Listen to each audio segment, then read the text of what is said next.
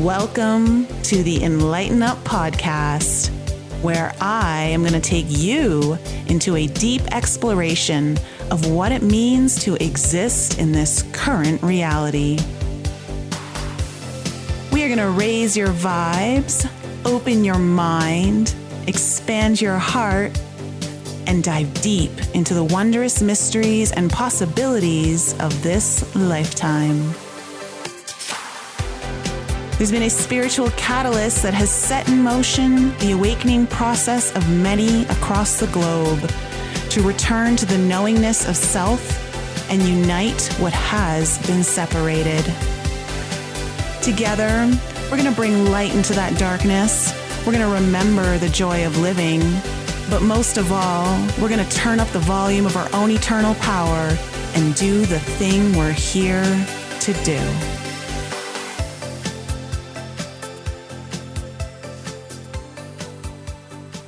Welcome back, everyone, to another episode of the Enlighten Up podcast. And let me just take this moment to wish you all a very happy Lionsgate portal as this airs on the 8/8.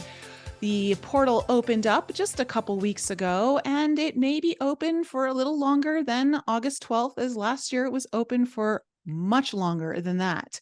This is a really important time for you guys to take advantage of the energies.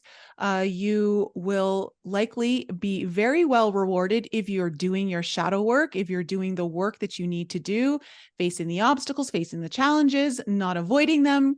You will find great relief and enhancement with these Lionsgate portal energies. However, if you happen to be avoiding things and perhaps sticking your head in the sand, then you may find that your life is going through some disruptions right now. You may find some extra challenges that you're facing. This is what happens during the Lionsgate portal. And of course, if you want any extra information, you can go to my YouTube channel to watch the video I put out last week on this particular date, because there are some beautiful ceremonies and a channeled message that I have from my guide, Niet, there. Today, however, as we are on this 8/8 portal, I am actually going to introduce you to a brand new guest to the show. Her name is Sue Frederick. She is an intuitive coach, ordained unity minister, a soul regression therapist, master numerologist, and she uses sacred numerology and mystical information to facilitate access into a divine lens to heal your life. So, Sue, welcome to the show. So glad to have you here, especially during such a high energetic portal of light codes and things that come in to help activate us, elevate us, and of course, push us if we're needing a little push. Right. So needed right now. So absolutely needed. You know, collective consciousness is at such a tipping point. You know, human mind will call it crisis, but our souls know it's an amazing time of choosing the light, choosing the higher consciousness. Yes. And there's this particular time period is especially intense just because of, even when we look at our star sky map, you know, there's a lot going on with the planet Pluto, which happens to be all about our soul and our purpose and our path and transformation, which for all you guys out there listening, Sue's going to help enlighten all of you about your purpose, your path, and, you know, how to really discover all of that. And I think that's a really hot topic all the time. People love this. Mm-hmm. And so, Sue, how did you first start working with numbers and numerology in a very sacred way?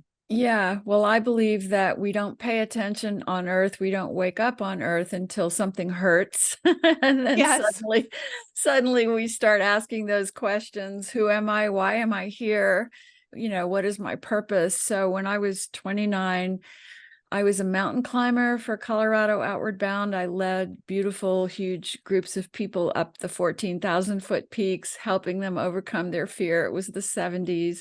And I was married to a beautiful mountain climbing man, Paul Frederick, my husband, and the most loving, kind, generous, spirited man I'd ever met. And we felt invincible, that we were helping people overcome challenges, and that's what life was about. And he was diagnosed with cancer and given 2 weeks to live, and he was 32 and I was 29. And it became my sacred awakening portal. He lived for a year while we tried to heal him through every means, alternative and conventional. And yet his lesson was that it was his soul's exit point, and that I had agreed to walk it with him for my own inner learnings, my own spiritual growth. And when he crossed over on July 13th, 1980, I opened into a portal of spiritual learning and teachings, and he took me with him on a shared death experience to meet my guides and understand the divine order of this earth, even when it looks like it's not divinely in order. And through that, my first reading that a friend gave me as a gift was a numerology reading. And she sat down with me in an hour and explained my path, my departed husband Paul's path, what our soul agreement was, why he had exited, why I was still here, and what my work was. Changed my life in an hour. And it was 1980, so I decided I would find every way that I could to learn about numerology. There was no internet. There was one book in the bookstore on it. And so I really began a path of inquiry, of keeping a notebook of everybody I knew's date of birth and their name and figuring out their path. And now, I'm 40 years into the study of what I call sacred numerology. And it helps everyone remember their soul's purpose and their soul's journey. May I just say that you look incredible for your age. It's the lighting. Don't worry. It's all the lighting. That's an important little bit of information to receive during such a traumatic experience, loss. There's so much grief that we go through when there's a death, especially when you feel like you just started, you both had really just started your journey together. And most people would think that they have so much time. And how was it for you when you realized that that was an agreement that your soul made to uncover more of your own purpose and gifts? I would love to say, I was just kind of enlightened from then on, but that's not the human journey. The human journey is we have one foot in the earth realm and one foot in the divine realm, and we're trying to learn to navigate with these two awarenesses on earth, and it's really hard. And so, of course, I leaned way into my physical self because I had to get a new career. I was no longer going to be leading groups of mountain climbers. It just didn't feel at all right. And I was trying to figure out how to make my living in a meaningful way. And I was angry because my divine self was going, hey, this is all on purpose. It's all a soul agreement. And you're meant to be this spiritual teacher and writer. And my human side was going, what are you talking about? I can't pay my bills, like, help me figure this out. And so I battled those two parts of myself a lot. And I would even say that that's necessary in our journey, where I would meditate every day and download all this amazing guidance and then go to a job that sort of diminished me and try to figure out how to hold on to that inner awareness until finally I hit my major. We hit many reinvention points, but my major one about 25 years ago, where I said, everything had broken apart. I was a single mom. I couldn't pay my bills anymore because my old writing career as a journalist had crashed and burned. And I said, please show me exactly what I'm here to do to make a living in my sacred purpose, because my daughter is 4 years old and she needs a home and a mother and stability. And in that moment, I got so much clarity. And the guys were like, Sue, how long are you going to bang your head against the wall before you realize that all that spiritual awareness you downloaded in 1980 and the numerology and the way you give it away for free to all your friends, that's what you're supposed to be doing for a living? And I'd been raised by practical Southern people who just didn't give any homage to woo-woo. And suddenly my soul was going, you're going to step up and claim your woo-woo-ness as valid. And it was terrifying, but I did it. I launched my business doing what I do now, started writing books instantly, found publishers miraculously, and never looked back. And it's been growing and tweaking and evolving now for 25 years. And I'm so grateful. Wow. I think that's something that a lot of people maybe don't realize, is that when you actually do start taking the physical steps in this life, like your body's moving through the process of becoming the work that you're meant to do, that you're now holding a frequency that can be a match to find those that can help you even elevate it further. That's so important because, when we're vacillating, when we're saying, these are the truths that I know are real, and this is who I know I really am, versus, oh, but I have to just go and have a meaningless job to make a living, and we're separating ourselves like that. That's not who we came to be. That's not how this universe works. But the moment we say, I'm going to lean all in to who I came to be and how to make my living from that, the universe says, yes, she's waking up. That's what everyone on earth is supposed to be doing. That's the higher consciousness. And the minute we do it, I mean, I was offered a book contract by the most amazing New York publishers within a few months of doing my work, because someone there read a newsletter I had written. But I never expected that. I just said, my gosh, I hope I can pay my rent, my mortgage, keep my house for my daughter. But I started down the path, and the universe said, this is what she's supposed to be doing. And doors opened that I could never have imagined. Yeah, there is help, but you have to help yourself first. You have to say yes. Yeah, you have to say yes. And yes comes in many forms. Yes. To make the ultimate yes, energy. And yes isn't just about sitting on your meditation cushion and having the visions and feeling into it, which is all important. That's our divine self. Yeah, that is a definite, that is a tool that you can use, and that is definitely your divine birthright to use. But you chose to be human. You chose to be came human. to be here and make your money, which is energy, through the exchange of your highest gifts. Yes. Yes. Now, did you have any guilt about receiving money for your gifts? Because I know that, there's different kind of perceptions and beliefs in the spiritual community. And I've talked about this a lot on my podcast, but I'm just curious from your perspective, I think it's the greatest myth on this human realm that says, oh, if this is a gift, then you're supposed to share it for free. So you could even just get angry about that and think that came from the churches who always, centuries ago, who wanted to be in charge of people's spiritual growth and wanted to be able to be the money center. The Catholic Church started that, actually rewrote the original text of the Bible to write out reincarnation and all kinds of sacred things Jesus had taught, in order to tell people they needed a priest to help them connect. And so that negative belief said, if you have gifts, then you have to go, do them for free, because making your living is a different thing, and only the Catholic Church can, and now the Christian fundamentalist churches can take money for that.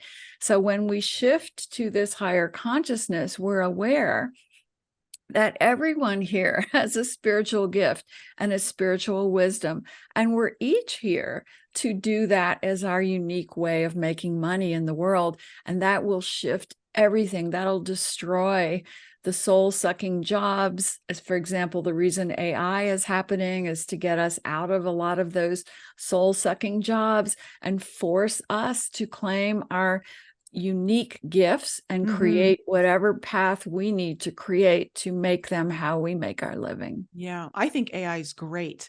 It has helped me a lot in my business, to relieve me of work that is just not, it's not where my time should be spent.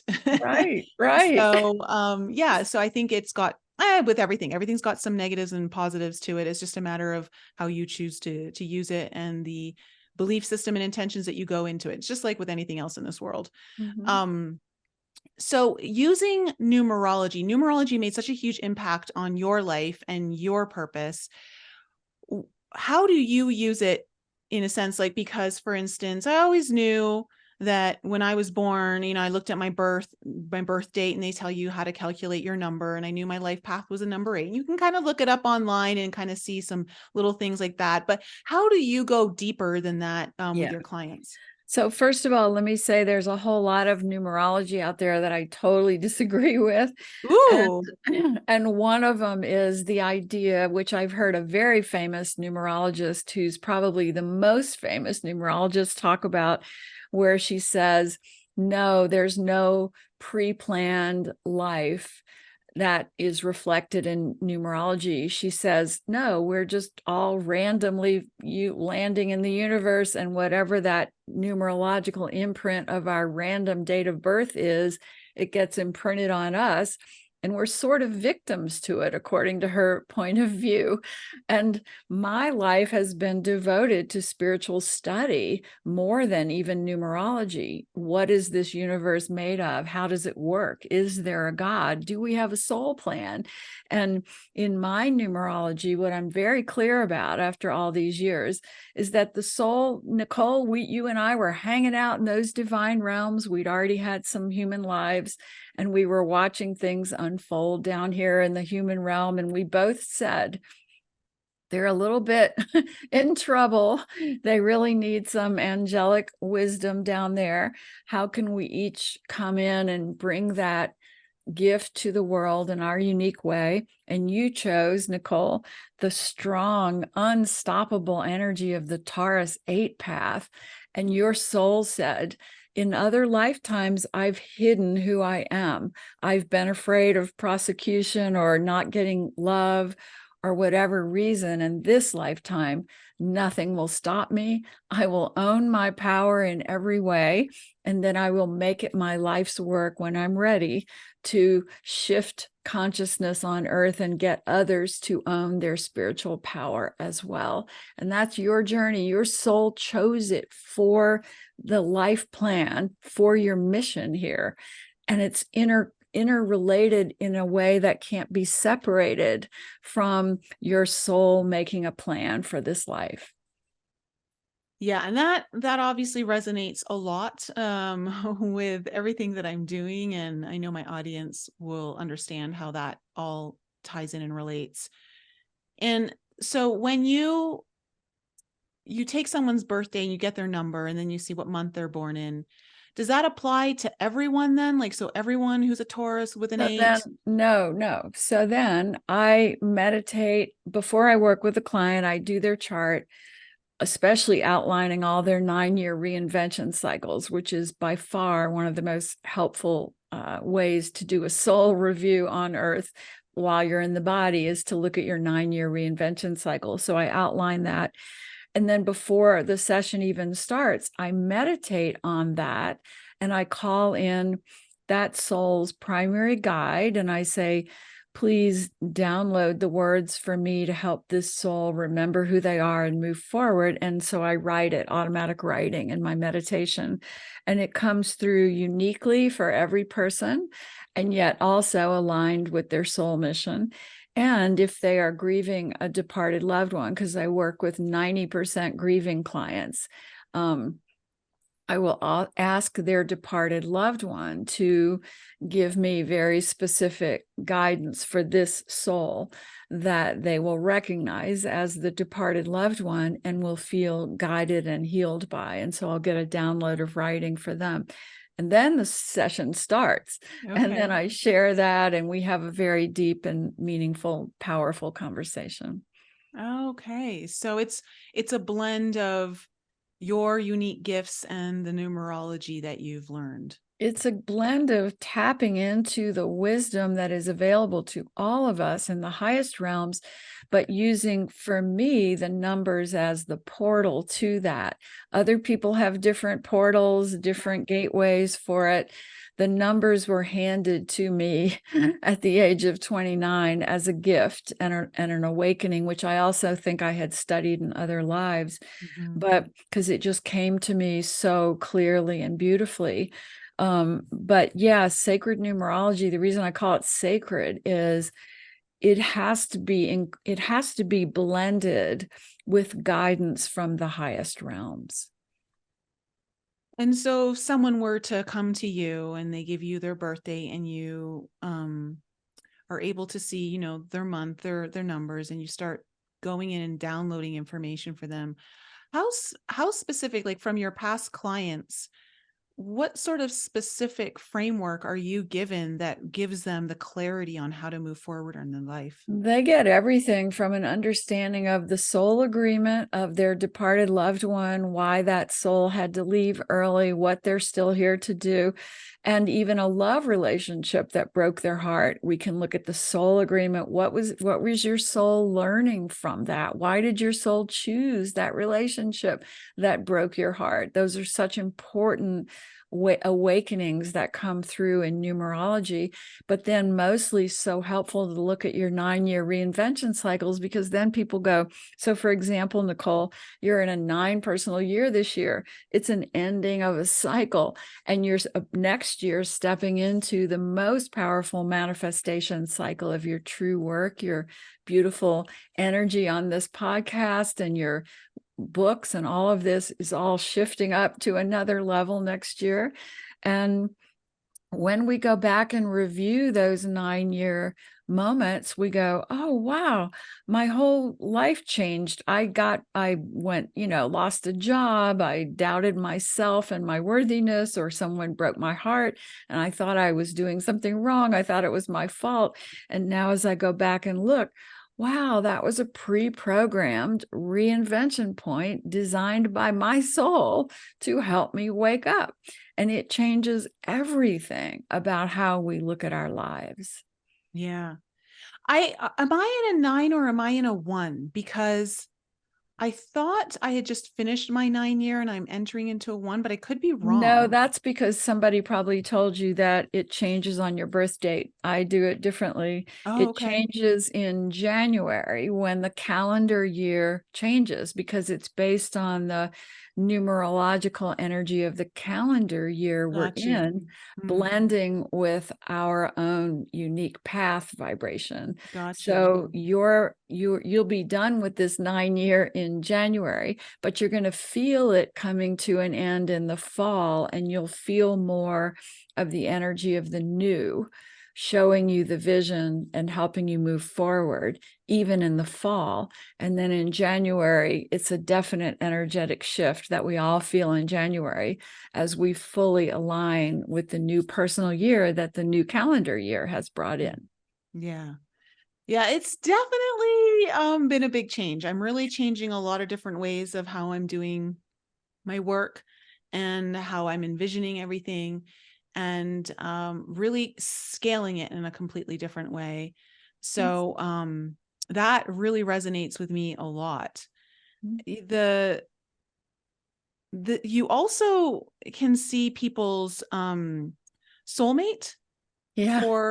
Talk a little bit about that, because I think that's something that a lot of people, I know a lot of people are interested in, and understanding, like, how do you see who their soulmate is for their particular well, I'll say that my first 2 books that came out 20 something years ago were I See Your Dream Job, where I applied numerology to career and career reinvention, and then I See Your Soulmate, which applied numerology and intuition to finding that soul partner that you agreed to be with in this lifetime. But there's many components of that, meaning that, for example, you, Nicole, and me as well, we were required to find our own true path first. And then the soulmate agreement with the partner is allowed to show up to accompany us and support us in that great work. It's different from somebody who may have just come to learn from relationships or to overcome different things. But when you've come in for an unusual and unique work to offer the world, often we're not allowed to find our soulmate until we've said yes to that path, so we won't be distracted. And once we say yes, then that soulmate is allowed to come. Okay. And by saying yes, like really stepping into it, like not just saying yes and dipping your toe. Right. Yeah. Not just saying, hey, I have this terrible job, but on the side for free, I'll do your numerology chart. That's not it. And how do you help someone find their true love kind of soulmate that was kind of through a soul agreement before stepping into this lifetime? Well, there's often a lot of meditations you can do and that I teach that are also in my books, where you ask to talk to this soul and find out what's going on with them, when they're going to be ready. You're doing it in energy, not in words, and you're finding out who they are, what their vibration is. But the most important piece I tell to everybody, and people don't like to hear this, is that you have to first get on your path. If you're looking for that true love partner, that soul agreement for highest good, they're not going to join you until you've said yes to who you really are and you're not hiding from the world. It's like holding up a sign, suddenly, here I am, I'm doing my true work, I'm on path. And they're like, oh, there they are. And they can find you energetically. Yeah, it's almost like going to the airport and picking someone up from the airport and you're like hiding behind a pillar expecting them to find you. And you're trying to show up as sexy or physical in the physical state that we think is real.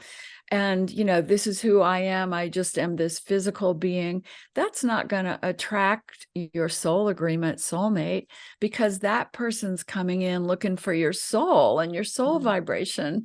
And until that's who you're showing up as, and that's who you're authentically being, you can't attract that true soulmate. Yeah. Yeah. And it's funny because I literally just posted on my Instagram and TikTok this morning a little clip of how there's so many people that they're raising their dating standards, which is so good. It's needed. You got to raise your standards, but they're not going that one step further, which is an absolute crucial, critical step in the process of asking, are they at the level that they need to be for their ideal partner to want to choose them? You just said exactly what I've taught for decades. Exactly. Yeah. It's important because it's so great to sit there and fantasize about who your greatest partner would be. But then you kind of got to get back down to reality and ask yourself, would they actually choose me where I'm at right now? Yeah. And how I behave? One of the myths of this human realm is that, we just picture who we want to fall in love with and picture what they'll be to us and how they'll love us, and then we'll manifest them. Well, what trumps all of that is the life plan you designed for highest good and highest growth before this lifetime began. So, for example, I met Paul in my 20s. He was, by even my current beautiful husband who loves me, we raised our kids together, he would agree that Paul was my primary soulmate in this life because he brought me to my greatest spiritual awakening, right? But when I met him, I thought, oh, it's forever and ever and ever, and it's family and kids and love. But that's not what I came to experience or do or learn, or I would not be the person I am in my 70s. I would have surrendered to a lot of old negative patterns that my ancestral lineage and my own soul's journey were trying to break in this life. And it was only by having my life broken wide open in my 20s that I was able to change some essential things about myself and my patterns to become my higher expression of self, and then have more love later on to bring in family. Yes. I really relate to that because I feel the same has been for me in for all most of my 20s, and even my early 30s. I wasn't even sure I would want a family or children or anything like that. And then mid 30s, something shifted and I felt something awakening. And from that point on, it's been this journey. It's been about a 10-year journey of getting more in alignment with those mother energies, the feminine energies, the healed energies, and really kind of, I had to go through a lot of my own inner child healing to be able to become the mother capable of connecting with my children. I think the way my soul plan has designed for me, but also I've gone through, a lot of different reproductive issues, including miscarriage. And it's only come into my awareness in the last, I would say, 6 months to a year, through a deeper integration of healing through plant medicine, that I had to go also through, we were briefly chatting about this before we hit the record button, of understanding the womb space and the power center of it and the portal that it is. And it's being one of the greatest portals, if not the greatest portal on this planet for all life, and connecting with everything that is beyond this reality. And doing that work and connecting with the womb space and learning how to increase the fertility of that center, not just for childbirth, but for the creation of all things that you wish for in your life, has been a big part of my work, and is continuing to move in that direction even more as fertility seems to be coming more and more into the forefront of my work that I didn't ever realize it was going to be. That I am now in a position where I think children are very much a big possibility, but I had to go through all of that first before I was allowed or ready to go on to that next part. And let me add a little piece to that beautiful story. I was in my 40s and had been told I could never have kids, and I had surrendered to that, and it was grief, a lot of grief about letting go of the dream. And yet I had opened then fully to the idea that I am a spiritual teacher and student, and I'm going to live up to that potential and be grateful for that. And it was in that inner spiritual work that it cleared out some negative patterns of mine. And I even lived intensely in an ashram for a few years, doing a whole lot of amazing meditation work, energy work with a teacher, very profound, powerful stuff. And suddenly in my mid-40s, I got pregnant. And it was such a miracle, Nicole, because I was dating a man long distance, rarely seeing him, using birth control. And suddenly I was pregnant. But I knew before I got pregnant because my daughter came to me in a dream. And I had a pre-birth vision of her. She gave me her soul agreement there, where she pulled me into this huge white house, all empty rooms, but beautiful white rooms, and into this one room where she was leaning against a wall. And she was this beautiful little girl with blonde hair and brown eyes. And I flew up to her and I said, "Are you going to be my baby?" And she said, "I'm your baby girl." And I said, "What's your name?" And she said, "Something soft like Sarah." And I said, "Oh, Sarah, I just want you to know that I truly love you." And her essence dropped her childlike demeanor and looked at me, and she was an ancient soul. And she looked at me and said, "And I really love you."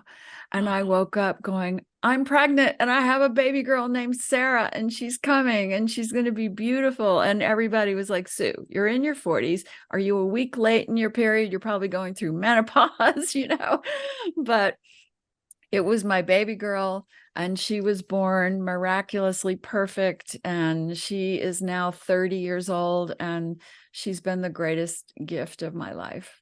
Wow. Thank you so much for sharing that. That just really settles into my own heart very deeply, because I keep seeing my son. There you go. He keeps showing up in every single one of my journeys. And the last journey I had, which I've only really shared with very close friends, I've not really shared this with my audience. I was told that I'm going to be pregnant very, very soon. Oh, very good. And to get prepared. And then I was shown, I did tell my audience this part, I was shown an ancient Egyptian fertility ceremony that the women would do in the temples of Egypt to connect with the soul, to guide them in to their womb space before the act of conception would even occur. Wow. And I started singing a song to him, and it left through a portal into the cosmos to find him. And as he came in, I then saw behind him was a girl, and she was coming in with him. And that's so great. we'll see how it all turns out. I don't know if they're coming in together or back to back, but let me share something, Nicole. You won't believe how parallel our journeys are.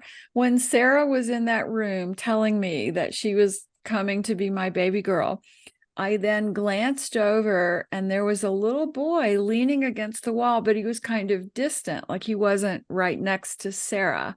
And it wasn't shown to me that he was going to come through me, but he was part of, I guess you could say, the soul collective here in this room of me and Sarah and this little boy. As I looked at him right before I left and woke up, he just nodded, like tipped his head to me. And years later, I'm raising my daughter as a single mom. And I am standing outside of the first and second grade classrooms that were combined in the school they went to. And this man comes up and starts talking to me about his son in this class with my daughter. And I heard his voice and knew this was somehow my soulmate. I mean, without even turning and looking at him.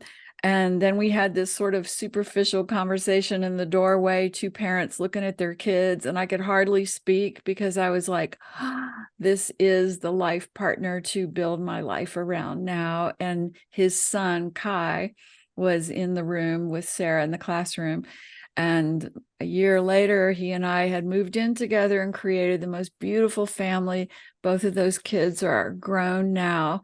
And Kai is such a part of my soul posse. And he was in that room a little distant from Sarah. So that's probably similar to the kind of message you're getting. Wow. That is really profound and really cool. And I think this is something that we're going to see more and more in our reality with women as they connect more to their feminine energy again, and they connect more to these. That's actually part of the work that I was shown I'm to do, is to help women connect to the soul that is incoming for them, especially those who are having trouble with fertility. And so me going through all of these things was important for me to be able to then help others go through that process.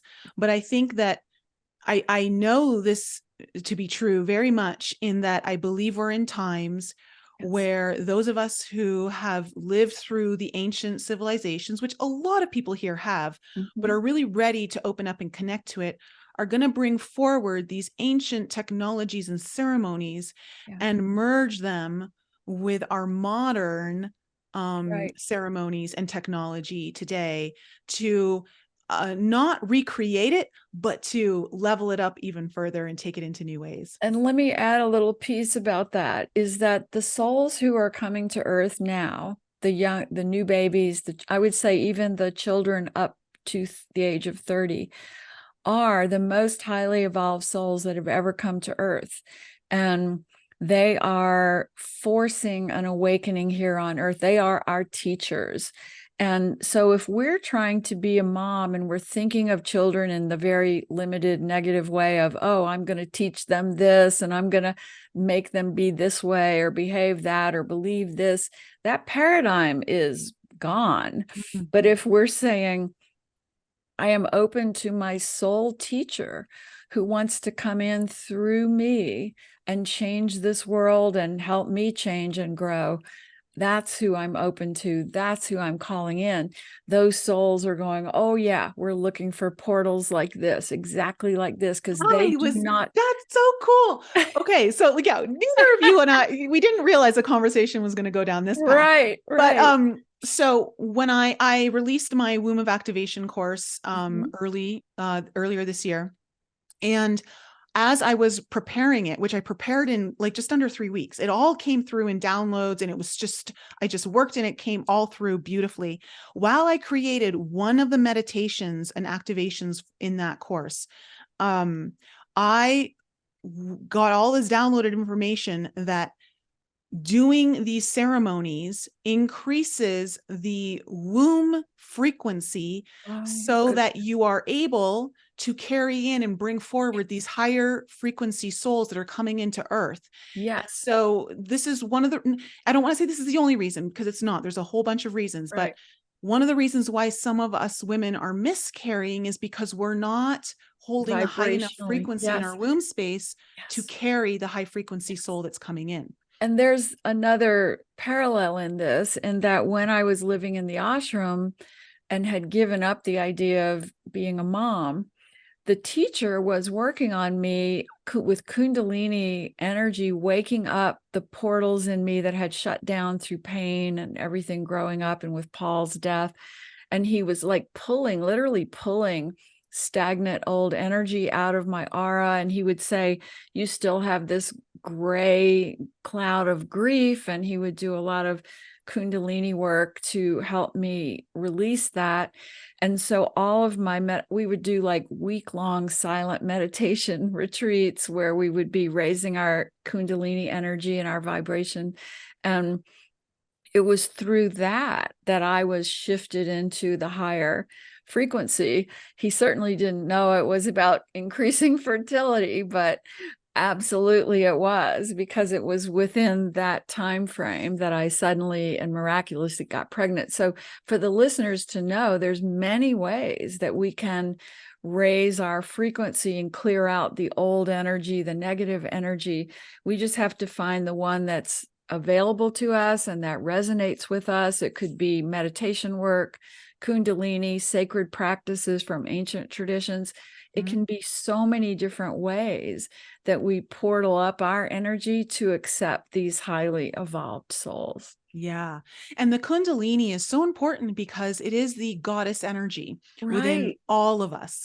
And in order to create whatever it might be in your life, not even just a child, but to create anything, the more fertile your sacral center is, that energetic womb space that we all have, the more fertile it is with that Kundalini energy just permeating and filling and just growing in there. And I mean, it's constantly moving and moving through you, but you can like really increase the potency of that. Yes. That when you do go to manifest things and create things, they're coming in at such a higher frequency level than you could ever imagine. Absolutely. And that's what this tipping point of consciousness, going back to my vision here, if I could share that, that's really what this time is that we're all in the moment. So back in 2014, I was teaching grief. I still teach grief shifting workshops where it's like a 3-day thing. The room is filled with grieving people, often many grieving parents. And we go on a process together of meditation and raising our vibration and connecting to the spirit world. And each attendee is guided to download guidance in written word from their departed. And they have an amazing paradigm shift as they are able to hear their departed speaking to them and write it. It's better than going to a medium who tells you what's happening, because now you can access that. So anyway, I was doing those workshops. I was doing one at Kripalu in Massachusetts, and I lived in Colorado. So it was a long, involved flight home, and by the time I got home in that particular time in 2014, I was very worn down and I got sick, and I was running like 104 degrees of fever and really just out of my body for most of it. And on the third night of that high fever, I was taken out and held by the guides and the angels. It was such a clear, loving presence that I could feel them talking to me and holding me. And they were holding me in space, if you can see this picture, up to look at planet Earth. And they were showing me that on planet Earth, there was light and dark, but that there were these huge beams of light sparking and shooting up into space. And I said to them, or I asked them, what are those light beams? And they said, every time a soul wakes up on earth to a higher vibration of love, compassion, and spiritual awareness, they spark that light that shoots out into the universe and awakens many people near them to the light.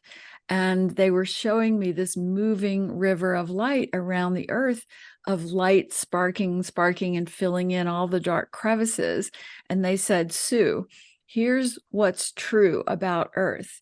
When you're in the mundane of your everyday life, you get caught in the minutia of that life, and you don't know that the light and the love is the most powerful thing and that it's always winning on Earth. You see the dark places and you get disturbed by that. But when people pull back through meditation or spiritual practice or however they do it, they can see that the light on Earth is always winning. The love is always winning. They were just like drilling this into me for 12 hours. And as I woke up, I felt so filled with unconditional love and empowerment. And I couldn't explain it to my family. They were like, are you okay? And I'm like, I was talked to by God and the angels. And they were like, do we need to take you to the ER? I'm like, no. So I got my laptop and I just started writing it and writing what they were saying. And they continued to download it through me. And that's what became my newest book, Through a Divine Lens. So what they're saying is that right now the light is winning, but it doesn't appear that way from the Earth perspective, but that the way we remember it is we've got to have some sacred practices that we do every day that pull us back to that bigger view of understanding the goodness of this divine order universe. I think that if everyone were still comfortable, then the light wouldn't be winning. Right. I agree. There is no growth until we're in pain. And that's the answering to the question that people say, why is there suffering on Earth? Because in the divine realms, there's no suffering. It's unconditional love and learning and grace. But this is a new vibration here on Earth. It's a heavier, denser vibration. But once we can lift it, we are going to shift it. There'll be no veil separating the worlds, and we will be able to live fully on this earth realm in complete awareness of our divine godness and of our connection as souls. And that's what we're doing. We're pushing the earth vibration higher to enable this transition to happen of the parting of the veil. And that's why we have to wake up. It's almost like if we could think about this earth as our entire womb space that we all live in, and we're all seeds of fertility, awakening and strengthening its frequency, helping it to raise its frequency to allow for such a reality to exist here. I'm so glad you said that, because what I really believe, and I've been trying to teach it in my classes, is that this cosmos you see here that they were showing me is the world, is in all of us as well. Yeah. And as we shift our vibration, the light within our cosmos that's inside of us is winning. And then the world sees it and honors us and allows us, like opens the door for us to do our great work. Does that make sense? Oh, yeah. As within, so without, you can't. Right. Yeah, it must be as above, so below. So right. That makes a lot of sense. Yeah. You mentioned to me that you also can tap into the angelic realm and perhaps even channel some messages for us. And I was wondering if I could ask you, like, around what this topic that we've been discussing and this idea of in the realm of awakening and becoming a higher frequency portal, okay, on this planet, could you ask the angelic realm? Because every time I'm going into my journeys and I'm going through a ceremony that is seeding my womb, which anyone could have, men as well, and it is to increase the fertility and nourish that space to birth what it is that I need to birth. And I don't think it's just about a child. I think it's about my greatest work. And I think a child is part of that. Yeah. Could ask them about how these ceremonies in other realms work with our soul and the effects that it can have in bringing forth that. Yeah. There is a dense energy that has accumulated over centuries on Earth as humans have learned how to be more survival happy on Earth, making their lives comfortable, playing the money game, playing the success game. And while all of that looks good on the outside, it is all completely irrelevant in the soul wisdom, in the soul game. And so now the human collective is going through a dismantling of the ego, a dismantling of the identities that we have wrapped around ourselves to feel comfortable, a dismantling of this false self-esteem so that we can get in touch with soul esteem. So much more powerful, comes from the heart, all about how well do I love and put out compassion and embrace my God consciousness to do my highest work of helping others, rather than how do I accumulate and gather and succeed and have power over others. All of those paradigms are shifting. And so whatever practices come to us in this moment, whatever prayers, whatever meditations, if they are about this deeper understanding that we are profound souls to teach love and compassion in this dense, competitive, lost realm of humanity, then those ceremonies will take place and shift hundreds and thousands of people, more than a single person can reach in a lifetime, because the ceremony will reverberate out to affect the vibration of the whole planet. And so it is. Wow. And so it enhances, it amplifies. And it makes it so it can reach more people. I mean, that's what I often think about my work is, I worked with thousands of individual clients, but that's not enough. And I've gotten a ton of books out there, but still that hasn't really gotten enough, I think, in my view of it. And so as this world now really needs us, if we find these ways to, for me, it might be speaking at a big conference or something. For you, it could be developing these ceremonies that are done on a stage in front of a huge crowd in order to get the ripple effect of that awakening. For you, TV, media on a bigger platform, your YouTube channel, whatever it is you do, these platforms, these channels are calling us to get our vibrational work out to even the dark corners of this universe that really need it. Yeah.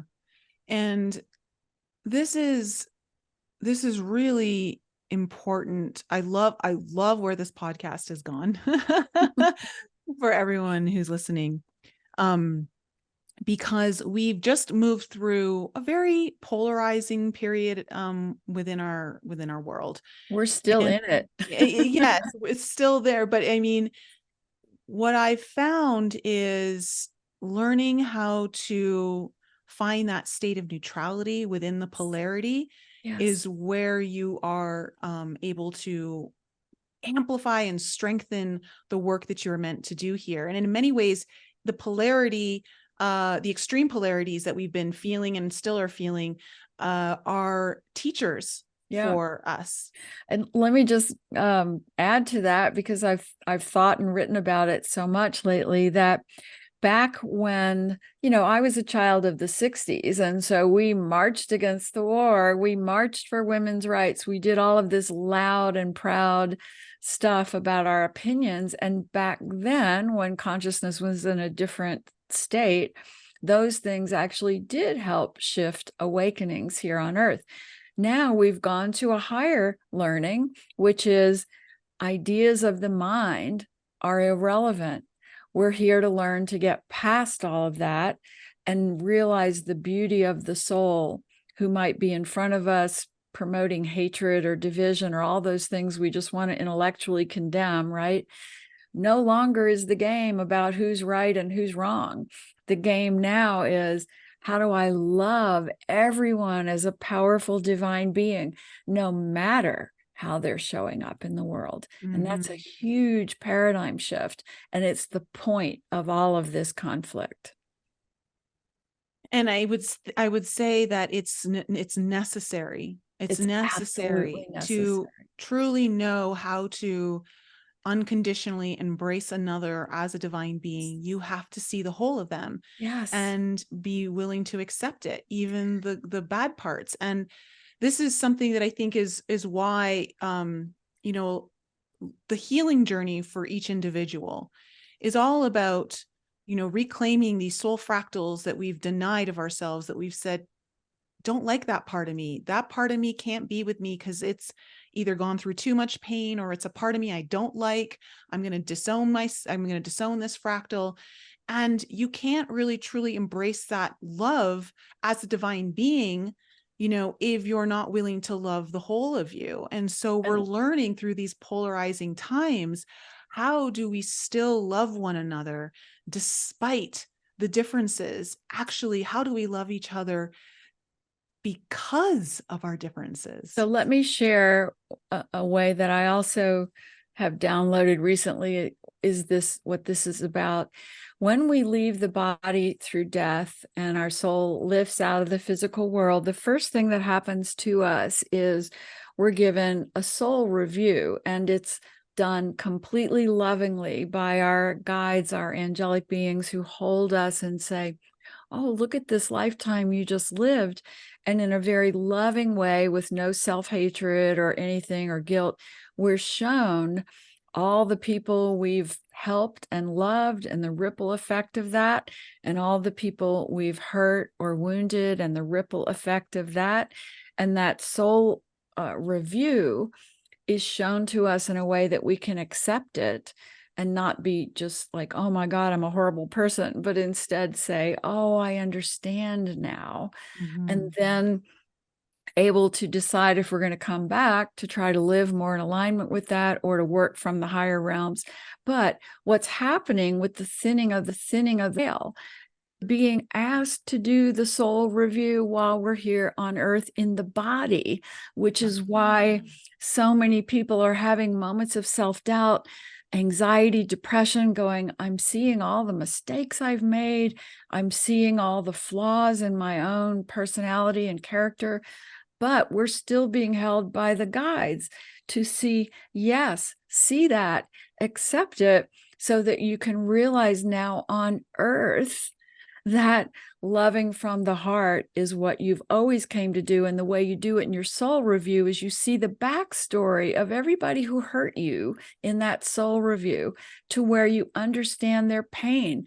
For example, I work with parents whose child was killed by a drunk driver. And in that moment of soul review, they see, oh, wow, that driver came from such a long pain story and even had a soul agreement with my child in a previous life. And this was an energetic, intentional shift that had to happen to awaken so many of us. And they see it now with pure forgiveness, compassion, and understanding. That's what we're all being asked to see our lives as right now. Okay, that I've never heard that before, and I really like that. That makes a lot of sense to me. It's like so I'm kind of like, I've always lived my life as in, well, I'm not going to wait to retire to start living my life. Like, I Right. want to do all the things I would do in retirement now, you know? And I feel like that's a kind of similar attitude, is like, let's not wait till the end to do the soul review. Let's do the soul review in tandem with our life. Right. That's also how numerology helps so much, because I show the client this page of their birth path and where all their reinvention points have been. And from the soul's view, we go back and discuss it. So it's not from the ego lens or the way psychology looks at it. You know, psychology really needs a shift up to a higher vibration. But rather than saying, oh, my father was a narcissist, the soul goes, oh, look at that backstory of pain your father carried. And gee, in a past life, you had even wounded them. And so now in this life, you came to heal it by learning to love them anyway, forgive them anyway, not to get bogged down in that pain story of your childhood, but to realize how you're supposed to use that wisdom to help others. Now we're able to do the soul review on earth, and we don't carry a story of how we were wounded, abused, betrayed, all that wonderful stuff that people love to get stuck in. Yes. And instead we say, what a lifetime this has been. I agreed to so many moments of awakening, and I've dabbled in my own self-indulgent pain for a while, but then I've always chosen the light and eventually awakened to my higher self of love and compassion. Yeah. You know, it's sometimes I've wondered if we're either high or drunk as a soul when we're planning our soul. Right. I know. I agree. You know, 100%. like either like on some sort of version of plant medicine that would be up in those realms where you just that's get how these. it is. You don't have pain in the divine realm. So you go, No, oh but yeah, also I'll you go get this through like that. really heightened hero like energy of, yeah, I can totally do that. I can totally do it. Yeah. Well, I remember after Paul died, and I had a childhood, you know, where my mother couldn't love me. She still can't love me. And I've totally processed that, and I understand it, that she's my child and all these things. But by the time I met Paul, I was still kind of carrying that wound with me. And then Paul crosses over, and I had these moments of saying, I made a mistake. If these were all soul agreements, I'm not strong enough. I can't do this. And there was even a point at that point in my life where I moved to Mexico and just taught fitness, because I said, I don't want anything to do with human life. And the farthest I can get away is to go into a country that doesn't even speak English and not talk or think, just jump up and down in an aerobic studio. But, you know, what happens is we get pulled back into our path. But yes, the guides are always laughing, going, no, you know, you can go take a little detour now because of your pain, but this is what you signed up for, and there's no escaping it. Yeah. And a lot of people are in resistance to that. A lot of people are like, no, I did not. You cannot tell me I asked for this, you know? But their conscious mind didn't. Their conscious mind did not. Like when I work with a grieving mom and she says, oh, I never would have agreed to lose my child. Of course, you're right. Your conscious mind would never agree to that. But we don't have a conscious mind in the divine realms. We have an all-knowing soul awareness. And so we see the bigger picture, this divine view. And so from there we go, I'm willing to go through that loss so that when I'm down there, look at all the people I can help with what I learned from that journey. And that's how we agree to it, not from the conscious mind. Yes, exactly. And this is even, you can take that down to an earthly level of like, that's why I chose an alcoholic boyfriend, you know, or I chose a boyfriend who was going to cheat on me. I didn't consciously choose him. I unconsciously chose him because that little girl inside me that's buried in the unconscious and subconscious realms of my mind needed me to go through these lessons to overcome them and, you know, get to this place. So it's very similar. And also the body chooses certain challenges and illnesses. For example, your fertility journey, Nicole, is something your soul chose so you would get your work up to this level. If you hadn't had fertility issues, you wouldn't be bringing this important information to the world about the vibration of the womb and fertility as a new paradigm. You wouldn't be doing it. So you agreed to all of that. That's what's hard for us to grasp here, that we would agree to any kind of suffering. But again, you got to pull out of the minutia, you got to pull out of the ego view, and you've just got to rise up and look at it from this higher view to understand it. Yeah. And people just have to remember that in order for that light to come through, you got to break open, you know, Yes. and so crack yourself open. Well, Sue, this has been wonderful. Thank you so much for coming on the show. Please let my audience know, show them your book once again and where they can get it. And then of course, how they can get in contact with you. My book is Through a Divine Lens, but they can find all my books on Amazon. I've had 11 books published, including a Sacred Numerology workbook that will help anybody listening figure out their birth path and how I look at the numbers. That's on Amazon. But my website is SueFrederick.com. And if they go to SueFrederick.com, they'll see upcoming classes, sign up for sessions with me, all the book links to go and purchase those books on Amazon, and also my blog, some writings. Oh, and my YouTube channel where I talk about all these things. So it's all available through my website, SueFrederick.com, and my YouTube channel at SueFrederick. Beautiful. Everyone go check it out. And I mean, I'm sure you can all feel, whether you're listening or watching this podcast, that you can feel Sue's energy, and she's just a beautiful beacon of light here. And she's still got so much to offer this world.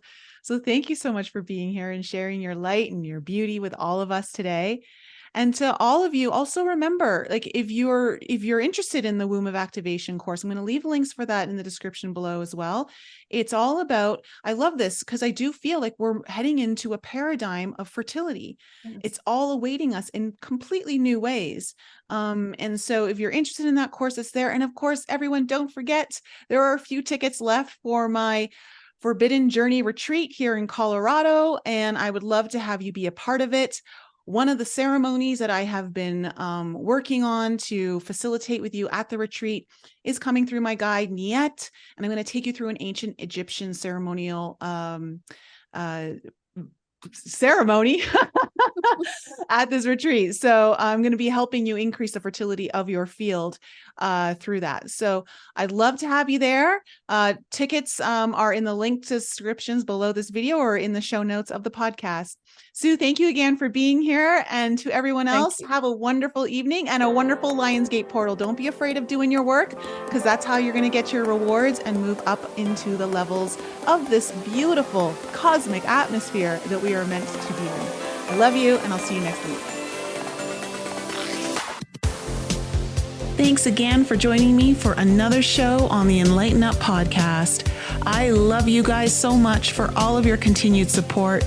So remember to raise your vibe, find your tribe, and be open to the infinite possibilities held in the mysteries that surround us all. Thanks again for sharing the show with your family and friends. And if you're new to the show and you need to find out more information about me, please head on over to my website, NicoleFrolick.com, where you can join my newsletter. And please follow me on Instagram, Telegram, and YouTube. Keep your light bright, and I'll see you next week.